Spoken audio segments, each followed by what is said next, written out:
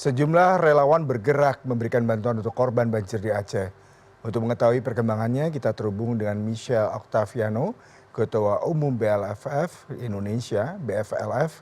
Selamat siang Michelle. Michelle bisa diceritakan bagaimana sejauh ini proses distribusi bantuan dan kendala apa yang dihadapi oleh rekan-rekan relawan di sana?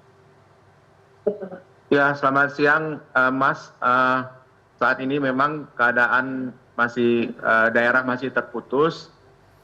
Kami tadi malam sekarang berada di Pelabuhan Ulele dalam rangka untuk memberikan bantuan tapi memakai via jalur laut. Dan alhamdulillah dari tadi malam sampai hari ini kita sudah memasok bantuan satu truk untuk wilayah yang belum terdampak bantuan, yaitu wilayah Langsa dan kita mencoba untuk Tamiang.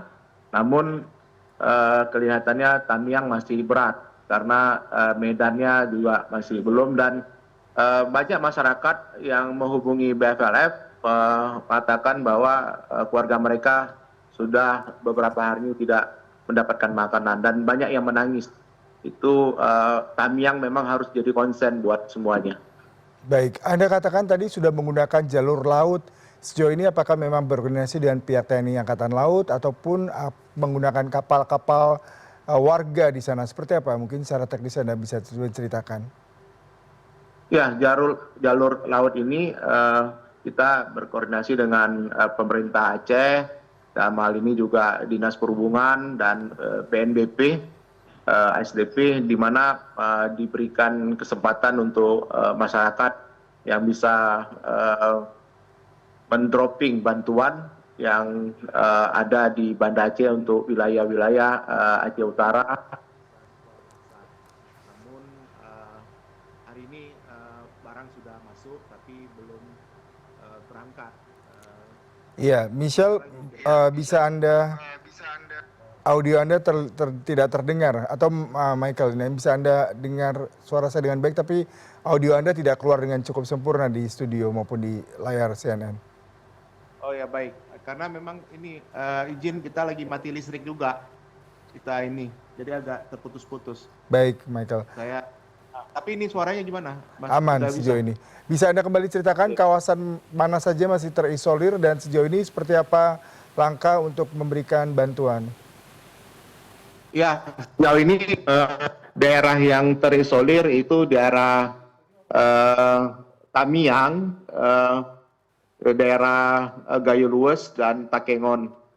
Namun tadi malam kita sudah memberikan mendropping bantuan melalui via kapal, yang dimana kita dapat support dari BNBP, Dinas Perhubungan. Dan itu akan diberangkatkan siang ini, Mas, sekitar 1 jam lagi ke Pelabuhan Gunung Kuku dan Kuala Langsa. Untuk Tamiang kita masih belum bisa, akan diusahakan untuk bisa masuk ke sana.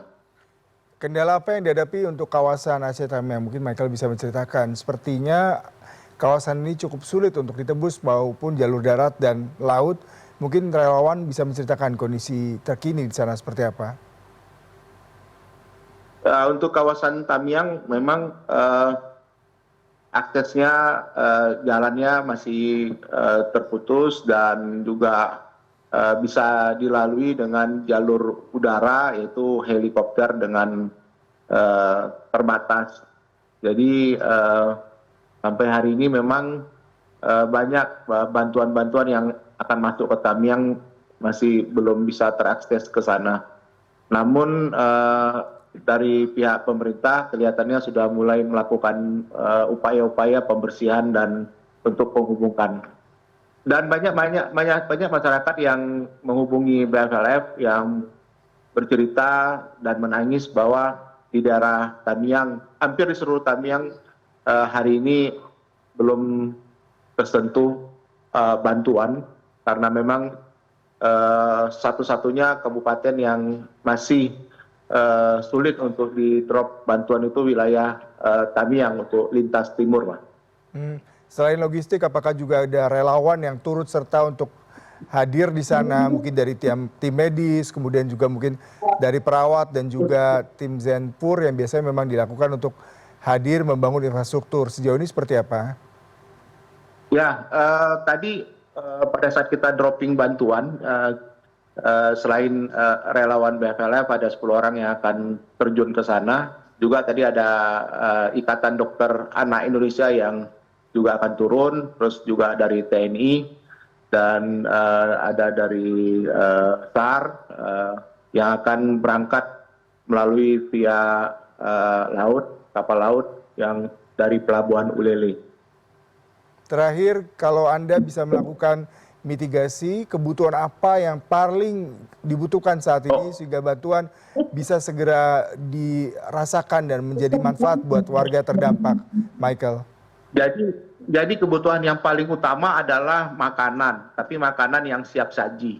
Kalau ada bantuan makanan yang tanpa harus dimasak lagi, karena memang keadaan gas dan BBM juga terbatas, yang istilahnya kalau ada makanan seperti ransum TNI itu mungkin langsung dimakan sama. Terus air bersih, air minum, air bersih, dan susu untuk bayi yang tapi susunya bukan susu formula tapi susu yang bisa langsung diminum. Jadi semuanya dibutuhkan instan kepada seluruh masyarakat. Yang ini yang dibutuhkan oleh masyarakat yang ada di Tamiang karena mereka sudah 5 hari tidak dapat bantuan makanan. Baik, Michael, terima kasih untuk perbincangannya. Semoga relawan tetap diberikan semangat dan kesehatan dalam menjalankan tugas dan logistik, bantuan medis, dan juga aparat juga bisa segera memberikan bantuan dan pertolongan buat saudara-saudara kita di Aceh dan sekitarnya. Selamat bertugas kembali, Michael.